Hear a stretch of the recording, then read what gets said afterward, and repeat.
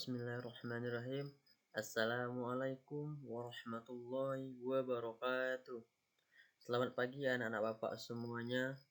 Berjumpa lagi bersama Bapak Iqbal dalam mata pelajaran Pendidikan Agama Islam. Nah, hari ini kita akan mempelajari materi yang pasti Anda semua sudah sering melaksanakannya.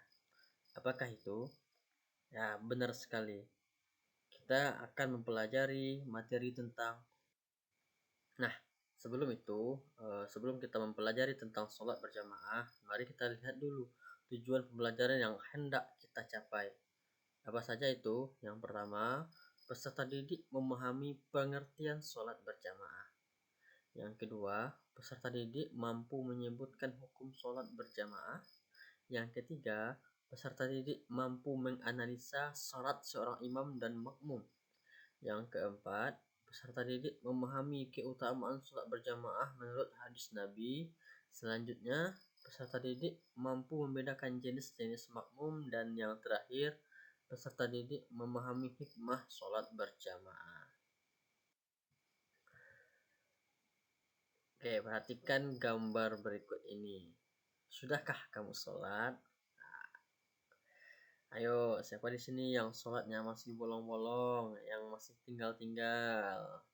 Ayo, yang belum sholat atau yang masih bolong-bolong sholatnya, sholatlah sebelum kamu disolatkan. Ya, kalau nggak bisa sholat berdiri, ya duduk. Kalau nggak bisa duduk, ya berbaring. Kalau nggak bisa berbaring, sholat dengan cara isyarat. Kalau nggak bisa juga dengan isyarat, ya kita sholatkan lagi bersama-sama. Kita akan membahas mengenai pengertian sholat berjamaah. Apa sih sholat berjamaah itu?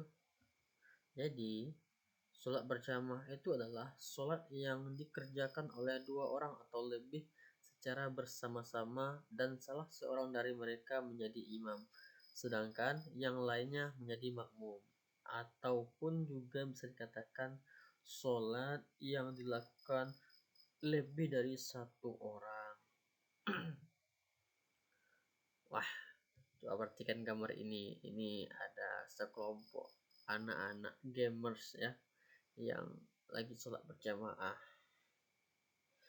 Ada kata-katanya, quotes-nya, sholat dulu guys baru mabar. Nah, Bapak yakin Anda semua pasti suka bermain game. Ya, boleh bermain game tapi jangan sampai tinggal sholatnya ya. Main Free Fire mungkin, Mobile Legend, Anda mungkin sanggup berjam-jam. Masa ya sholat yang hanya beberapa menit gak sanggup? Pasti bisa lah kan. Nah, kita akan bahas mengenai syarat sah sholat berjamaah. Apa saja sih syarat-syarat yang membuat sahnya sholat berjamaah itu? Yang pertama, ada imam ya, tentu ada imamnya. Kemudian selain imam ada juga makmum yang menjadi syarat sahnya sholat berjamaah itu. Ada juga yang ketiga, sholat makmum sesuai dengan salatnya imam. Yang keempat, makmum berniat untuk mengikuti imam.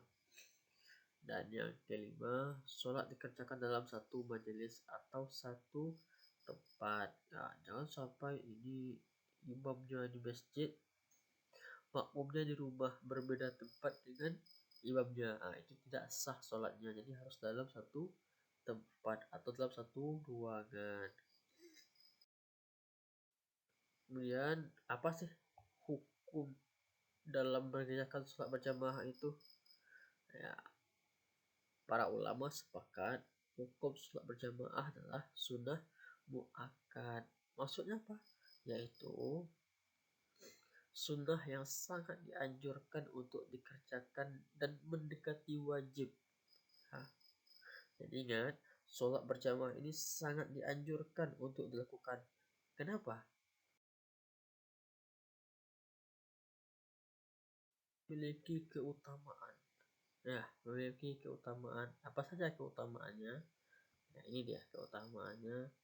Pahala sholat kita dilipat gandakan jadi 27 derajat.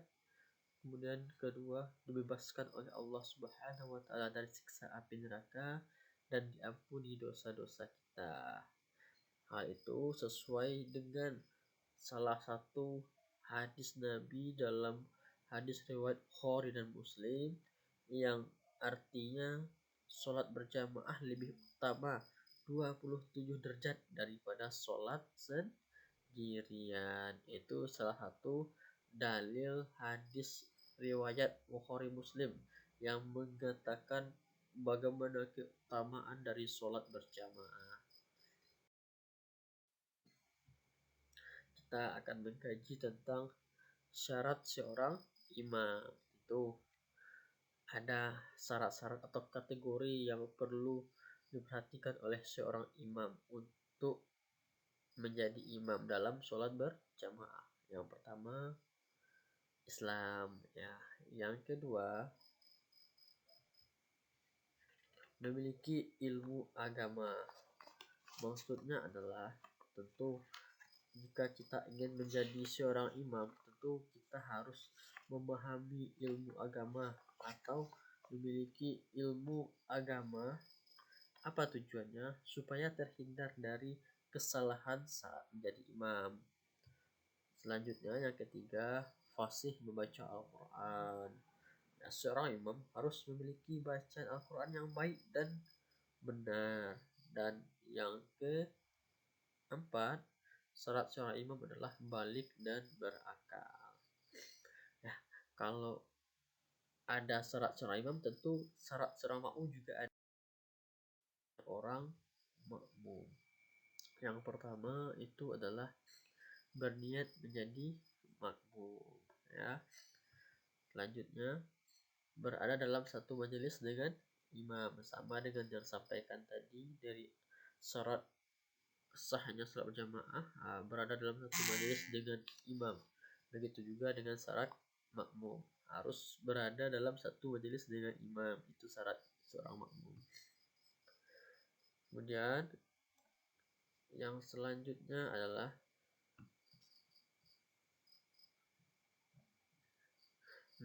mengikuti gerakan imam. Ya, tentu seorang makmum harus mengikuti gerakan imam, enggak boleh mendahulukan gerakan imam. Yang keempat, berdiri di belakang imam. Nah, jangan sampai makmum berdiri di depan imam.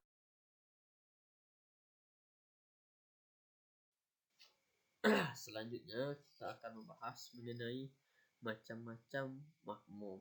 Nah, ada dua macam-macam makmum. Yang pertama yaitu makmum muwafiq. Apa itu? Yaitu makmum yang secara sempurna mengikuti imam sebanyak rakaat yang dilaksanakan oleh imam.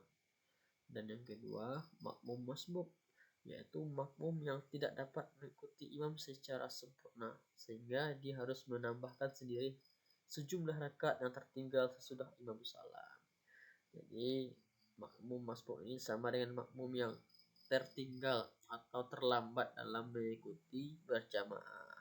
Nah, tentu dari dua macam ini yang paling bagusnya adalah makmum muwafiq karena mengikuti imam dari awal sampai akhir, ya. Nah, oke. Nah, jadi harus anak-anak bapak ini yang diambilnya adalah jadi makmum yang muwafiq, ya. Jangan jadi makmum yang masbuk atau yang terlambat. Mengenai hikmah mengerjakan sholat berjamaah, apa saja hikmahnya? Yang pertama, meningkatkan ketakwaan kepada Allah Subhanahu wa taala. Yang kedua, menambah kekhusyukan dalam beribadah. Yang ketiga, pahala akan dilipat gandakan sampai 27 derajat. Yang keempat, melatih diri untuk disiplin. Dan yang kelima, memupuk semangat persaudaraan. Dan yang terakhir, menyebarkan ajaran Islam di kalangan masyarakat. Itu beberapa hikmah dalam mengerjakan sholat berjamaah.